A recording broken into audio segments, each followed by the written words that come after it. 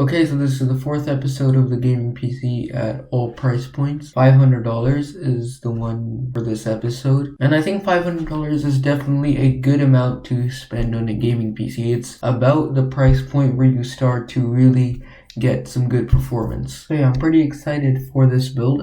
Here you can see my allocations for our components. You pause the video if you want to see that in detail, but I'm just gonna go ahead and start picking our parts. First of all, let's start by picking our CPU. And as you can see over here, I've allocated $110 for this component. So I'm just gonna set the price to a bit over that, 120, just to see if we can snag like a good deal. I'm gonna sort by high to low. Let's see what we have. Okay, was some Intel Celerons. Not very interested in that. Core i3 A100, 3200G down here. Oh, we also have a Ryzen 3 3100. Out of all of these options, this seems the most compelling. It's a quad-core 8-thread processor that does have multi-threading, and it's Zen 2. Definitely 7 nanometers is going to keep you set for the future, and this can definitely go with a pretty high-end GPU up to probably a 5600 XT and still not feel bottlenecked. Of course, it doesn't have integrated graphics, we won't be needing that. And it has a base clock of 3.6 GHz and boosts up to 3.9. Of course, the Ryzen CPUs, most of them anyway, come with stock fans. This is no different. We get the Wraith Spire. All this in a package that is only costing us $115. Definitely this is an upgrade from the Core i3 9100F I used in the $400 gaming PC. You get 4 more threads, a much better architecture, and much better productivity, performance, as well as gaming performance. Next, let's pick our motherboard. And I've allocated $70 for this. So I'm gonna set it to 80 and see what we can find. Ideally, I want one with 4 RAM slots. It's still probably gonna be micro ATX, but we'll see what we can get. Okay, I see the ASRock B450M Pro 4. We can definitely get a 4 memory slot one for quite a good price right here. What's the cheapest one? Okay, the Gigabyte B450M-DS3H. Yeah, it's an AM4 board. It's the cheapest one with 4 RAM slots. I'm gonna look a bit more into the specs of this thing. It's obviously micro ATX. That means less expansion slots and less DIMM slots. But it does have 4 memory slots, which is great. I think 4 memory slots, especially with this price point, we should definitely be having that. Right now, I want 16 gigabytes in this, which is gonna take up 2 slots, but potentially in the future, if you want to upgrade to 32 gigabytes, you have the option to do so. But this motherboard supports up to 64 gigabytes of RAM. If you would want to do that with this board, you have the option to. So yeah, this is the good thing about motherboard. It gives us some options. It's only $75, a bit over what I allocated, but I think where that money is going is definitely worth it. Next, we have to pick our RAM. I've allocated $50 for this. I want 2 sticks of 8 gigabytes, giving us total of 16 gigabytes, and I want it at a speed of at least 3200 megahertz.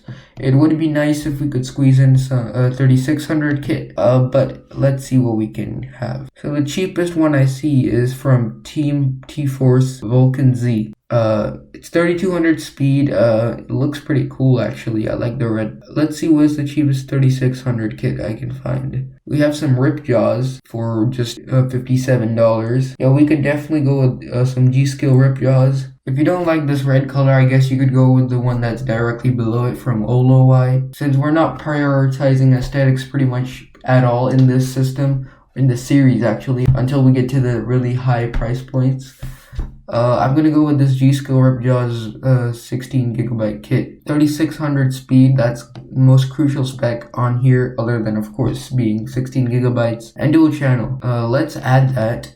That brings us to $246. About half of our budget has been consumed. Let's pick up the next component, storage. I've allocated $50 for this. I want a SSD. That's crucial. And I want it to be 500 gigabytes. I think for $500, you should be getting at least 500 gigabytes of total storage. Yeah, 500 gigabytes seems to be the most SSD storage you can get at under like $70. So let's see what we have here. Team GX2 and also an M.2 drive. I don't think that's NVMe. We wouldn't be finding that for so cheap. Team GX2. Now we did overspend a little bit on the RAM, so I'm gonna go $5 less on our SSD. And this Team GX2 is looking pretty good. 512 gigabytes. It's an SSD, 2.5 inch. So of course it's not an M.2 drive, but unless it's NVMe, the difference between a regular SATA SSD and an M.2 one is not that much. So let's add that. We're at $291, and next we're picking our video card.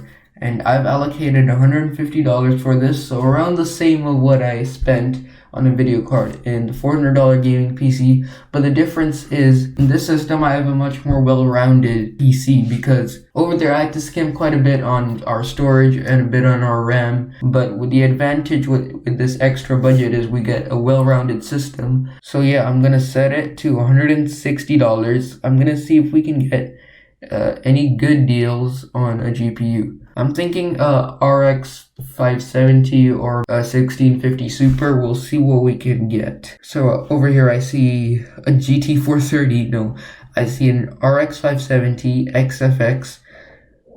It's 8 gigabyte. I do want the 8 gigabyte card because in the $400 gaming PC we were able to get a 8 gigabyte RX 570. I'd be happy with the same video card, but I'm just gonna see if we can get anything maybe from NVIDIA that's better. I'm seeing some 1050 Ti's, but as I learned from my last video, the 570 is quite a bit better than the 1050 Ti. Again, I'm seeing a lot of 1050 Ti's and as well as RX 570.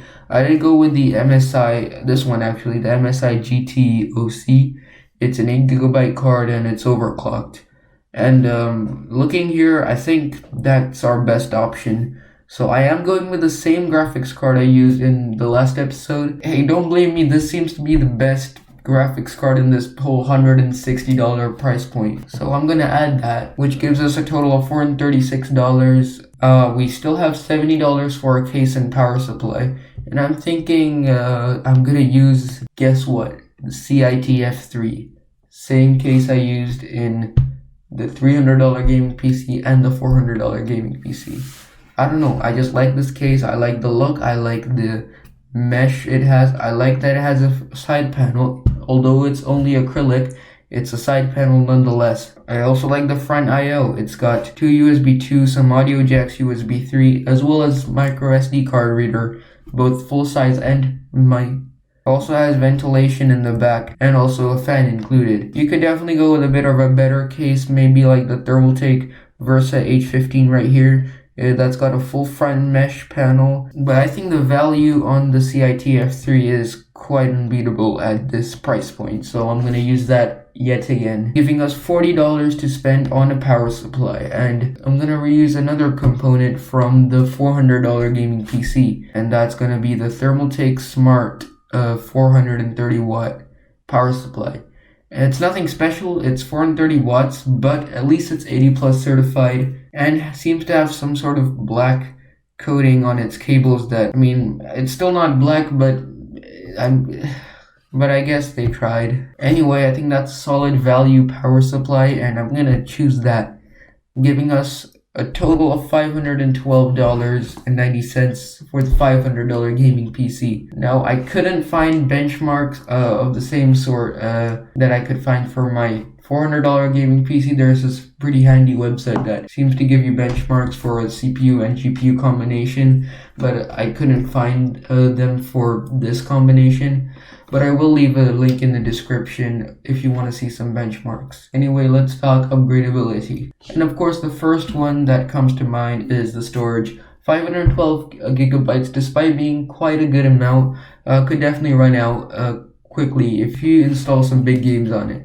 So I would recommend throwing in a Seagate Barracuda 1 terabyte, costs about $35, and that will keep you good for probably most of the games in your library. Next upgrade is actually going to be the case. I would recommend upgrading this CiT F3 to the Thermaltake Versa H15. Now, not only do I like the aesthetic of this thing, it has a full mesh front panel and tons of ventilation. It doesn't have a side panel though, so that could definitely be a deal breaker for you, but it seems like a great case to build in for cable management. It's also got some pretty good front I/O, as you can see here, and maybe some of you don't like the quite loud aesthetic of the CiT F3.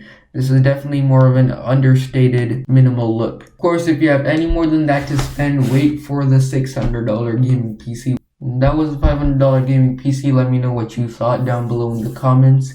Please do like and subscribe actually.